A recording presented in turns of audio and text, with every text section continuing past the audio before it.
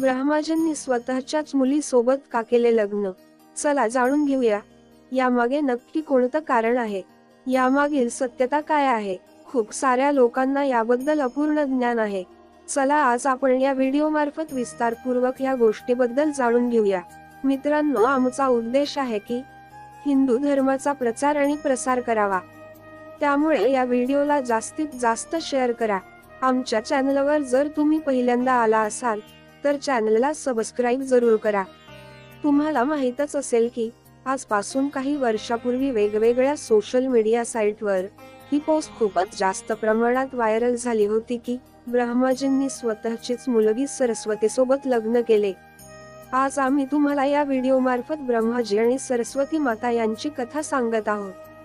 हा व्हिडिओ पाहिल्यानंतर तुम्हाला नक्कीच समजेल की प्रत्येक ठिकाणी पसरवण्यात आलेल्या या कथेमध्ये किती सत्यता आहे आणि ब्रह्मदेव आणि सरस्वती माता यांच्यामध्ये काय संबंध आहे. तुम्हाला सांगू इच्छिते की ब्रह्मा आणि सरस्वती माता यांची कहाणी तेव्हाची आहे जेव्हा या सृष्टीची रचना होत होती. हिंदू धर्मग्रंथानुसार सृष्टीची रचना ही ब्रह्माजी द्वारा करण्यात आली आहे. त्याचबरोबर आपण सर्वांना हे सुद्धा माहीत असेल की या विश्वाचा पालनकर्ता म्हणून भगवान नारायण म्हणजेच भगवान महाविष्णू आहेत. त्याचबरोबर भोलेनाथ म्हणजेच भगवान शिवशंकर यांना या सृष्टीचा रक्षणकर्ता म्हणून संबोधले जाते. तर मित्रांनो, ब्रह्माजी आणि सरस्वती माता यांची कहाणी पूर्णपणे समजून घेण्यासाठी या व्हिडिओला शेवटपर्यंत नक्की पहा. तुमच्या मनात पुढीलपैकी प्रश्न नक्कीच निर्माण झाले असतील. नंबर 1, असं कोणतं कारण आहे की ज्यामुळे ब्रह्मदेवाने स्वतःच्याच मुलीसोबतच लग्न केले? नंबर 2, माता सरस्वतीने ब्रह्माजींना श्राप का दिला? नंबर 3, ब्रह्मा आणि सरस्वती यांचा नेमका संबंध काय आहे? नंबर 4, सरस्वती माता ब्रह्माजींची पत्नी आहे की मुलगी? नंबर 5, ब्रह्माजींची पूजा का केली जात नाही? नंबर 6, ब्रह्माजींचे किती लग्न झाले आहेत? नंबर 7, सरस्वती मातेने ब्रह्माजींना श्राप का दिला होता? या सर्व प्रश्नांची उत्तर आज आम्ही तुम्हाला या व्हिडिओ मार्फत देणार आहोत. आपल्या सर्वांना माहीतच असेल की ब्रह्मा, विष्णू आणि महेश यांना सृष्टीचा निर्मिता, पालनकर्ता आणि रक्षक म्हणून संबोधले जाते. परंतु आश्चर्याची गोष्ट ही आहे की आपण पृथ्वीवर भगवान महाविष्णू आणि भोलेनाथ यांची मंदिर खूप ठिकाणी पाहिली असतील, परंतु या सृष्टीचा निर्मिता, रचनाकार ब्रह्मदेव यांचा कुठेही मंदिर आपण पाहिलं नसेल. पूर्ण पृथ्वीवर ब्रह्मदेवाची मूर्ती भारतात फक्त पुष्कर या ठिकाणी आहे. काही लोकांचं असं म्हणणं आहे की ब्रह्माजींची पूजा न करण्याचे कारण माता सरस्वती संबंधित आहे. एका व्हायरल पोस्टनुसार ब्रह्मदेवाने सरस्वती मातेसोबत लग्न केलं होतं, जी त्यांची मुलगी होती, आणि ह्याच कारणामुळे ब्रह्मदेवाची पूजा केली जात नाही. ह्या गोष्टीला व्यवस्थित समजण्यासाठी या प्रश्नाला आपण लक्षपूर्वक समजून घेऊया. सरस्वती पुराणांमध्ये भगवान ब्रह्मा आणि माता सरस्वती यांच्या विवाहाची गोष्ट लिहिलेली आहे. त्या प्रसंगानुसार जेव्हा भगवान ब्रह्म हे या सृष्टीची रचना करत होते तेव्हा सृष्टीची रचना चालू ठेवण्यासाठी ध्यानाची आवश्यकता होती आणि यासाठीच त्यांनी त्यांच्या मनातून माता सरस्वतीची निर्मिती केली. माता सरस्वतीची कोणीही आई नाहीये. आता सरस्वतीचा जन्म भगवान ब्रह्मा यांच्या मनातून झाला आहे.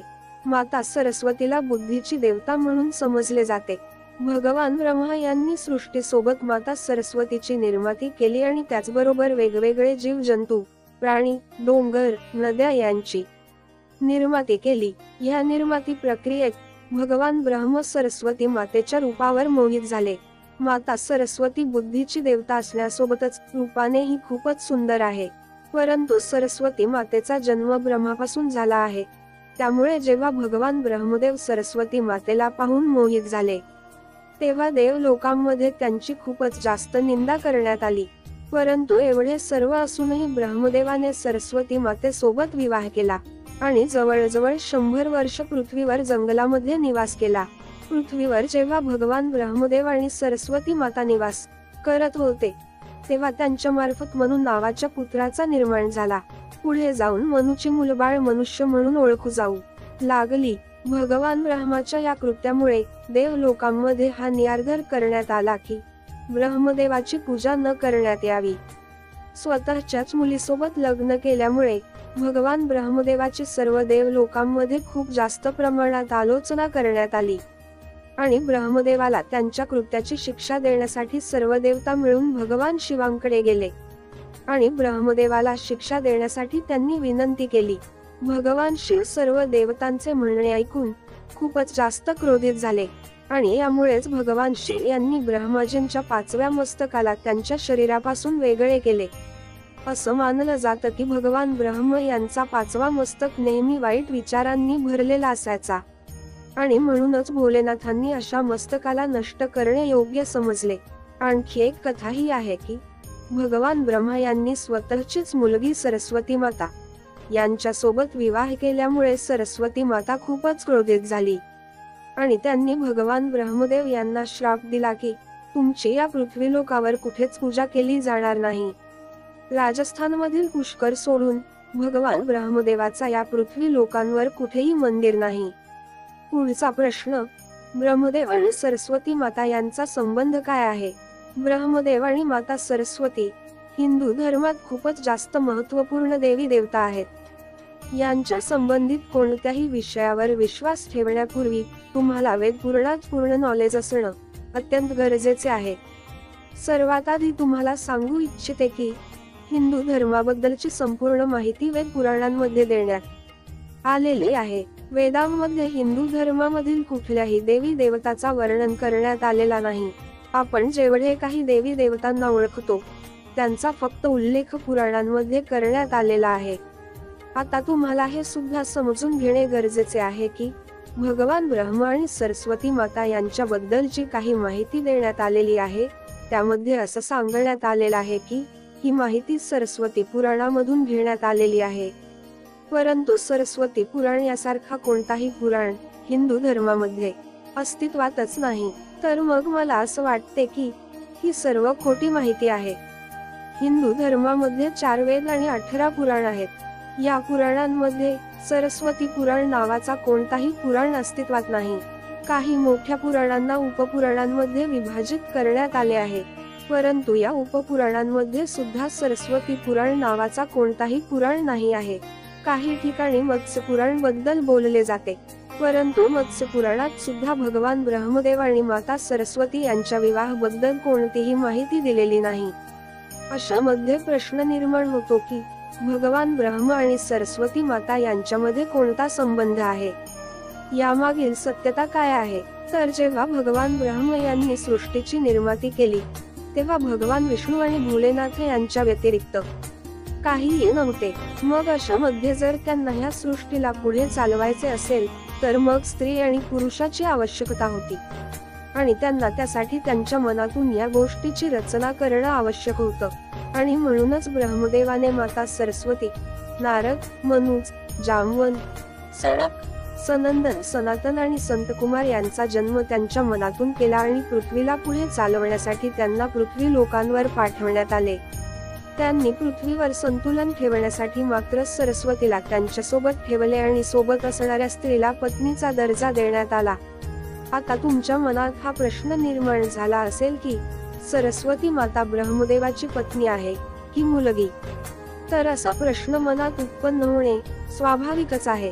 तर मित्रांनो, या ब्रह्मांडात असणाऱ्या प्रत्येक गोष्टीची रचना ब्रह्मदेवाने केली आहे. मग मुलगी असो किंवा पत्नी, दोघांचीही रचना ब्रह्मदेवानेच केली आहे. भगवान ब्रह्मदेवांना जर कोणासोबत विवाह करायचा असेल तर यासाठी सुद्धा त्यांना त्यांच्या मनातूनच ह्या गोष्टीची निर्मिती करावी लागली असती आणि त्यांच्या मनातूनच उत्पन्न झाल्यामुळे त्यांचं नातं हे मुलीसारखं लावण्यात येतं. या सृष्टीच्या उत्पत्तीनंतर वेगवेगळ्या घटनांवर ब्रह्मदेवाचे लग्न हे 5 वेळा झालं होतं आणि म्हणूनच त्यांच्या एकूण 5 पत्नी आहेत. त्यामध्ये सरस्वती, सावित्री, गायत्री, श्रद्धा आणि मेधा आहेत. चला जाणून घेऊया की भगवान ब्रह्मदेवाची पूजा का केली जात नाही.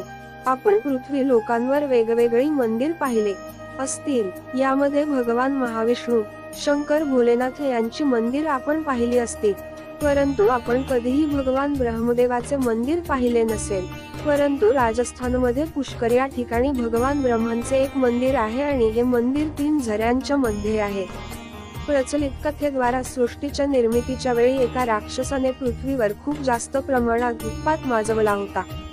जेव्हा त्या राक्षसाने भगवान ब्रह्मदेवाला त्रास द्यायला सुरुवात केली, तेव्हा ब्रह्मदेवाने त्या राक्षसाचा वध केला आणि तेव्हा ब्रह्मदेवाच्या कमलाचे 3 तुकडे या पृथ्वीवर पडले, ज्यापासून मोठे मोठे झरणे तयार झाले. आज तो स्थान भारतातील पुष्कर या ठिकाणी आहे आणि त्या 3 झरण्यांना कनिष्ठ पुष्कर म्हणून संबोधले जाते. या झरण्यांच्या निर्मितीनंतर तिथे एक यज्ञ करण्यात आला आणि असं म्हटलं जातं की त्या यज्ञामध्ये स्वतः ब्रह्मदेव बसण्यासाठी आले होते.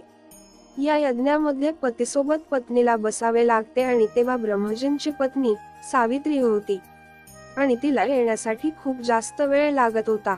खूप जास्त वाट पाहिल्यानंतर पूजेचा मुहूर्त निघून जात असल्यामुळे भगवान विष्णू यांनी एक कल्पना सांगितली की ब्रह्मदेवाचे लग्न ह्याच पूजेच्या दौऱ्यान करण्यात यावे. त्यामुळे भगवान नारद यांनी गायत्री नावाच्या एका स्थानिक मुलीला भगवान ब्रह्म यांच्या सोबत विवाह करण्यासाठी तयार केले. जेव्हा त्या दोघांचा विवाह संपन्न झाला आणि भगवान ब्रह्म त्यांची पत्नी गायत्रीच्या सोबत पूजेला बसले, तेव्हाच तिथे माता सावित्री आली आणि समोरील सर्व दृश्य पाहून माता खूपच क्रोधित झाली आणि याच क्रोधामुळे त्यांनी भगवान ब्रह्माला श्राप दिला की या धरतीवर त्यांची पूजा कधीच केली जाणार नाही. आणि त्याच बरोबर त्यांनी नारदला देखील श्राप दिला की नारद, तू आजीवन कुवाराच राहशील. तर अशा प्रकारे भगवान ब्रह्म यांना 2 श्राप मिळाले, एक तर माता सरस्वतीने दिला आणि दुसरा माता सावित्रीने. आणि जेव्हा माता सावित्रीला हे समजलं की त्यांनी हे सर्व भगवान विष्णू यांच्या सांगण्यावरून केले आहे, तेव्हा माता सावित्रीच्या श्रापापासून भगवान विष्णू सुद्धा वाचू शकले नाहीत. माता सावित्रीने भगवान विष्णू यांना श्राप दिला की ते त्यांच्या पत्नीच्या वियोगाने वर्षानुवर्ष तडपत राहतील आणि याच शापामुळे भगवान श्रीरामांना माता सीतेपासून वेगळं राहण्याची यातना सहन करावी लागली. यानंतर जेव्हा माता सावित्रीचा क्रोध कमी झाला, तेव्हा त्यांनी भगवान ब्रह्मदेवांच्यावर दया दाखवत म्हणाले की त्यांची पूजा या पृथ्वीवर फक्त एका ठिकाणी म्हणजे पुष्कर या ठिकाणीच केली जाणार आहे. त्यानंतर माता सावित्री रत्नागिरी येथील एका डोंगरावर गेली आणि तिथेच ध्यानस्थ झाली आणि तेव्हापासून माता सावित्री ही तिथेच आहे. आणि तिथून खाली पुष्कर या ठिकाणी 3 झरण्यांच्या इथे भगवान ब्रह्मदेव यांचं मंदिर आहे. इतिहासकारांच्या मतानुसार इसवी सन 711 मध्ये भगवान ब्रह्म यांच्या मूर्तीची स्थापना करण्यात आली आणि त्यापूर्वी इथे बिना मूर्तीची पूजा करण्यात येत होती. तर मित्रांनो, तुम्हाला ही माहिती कशी वाटली कमेंट मध्ये नक्की सांगा. भेटूया पुढच्या व्हिडिओमध्ये अशाच एका चर्चेसह. संपूर्ण कथा ऐकल्याने तुम्हा सर्वांचे मनःपूर्वक आभार. श्री स्वामी समर्थ.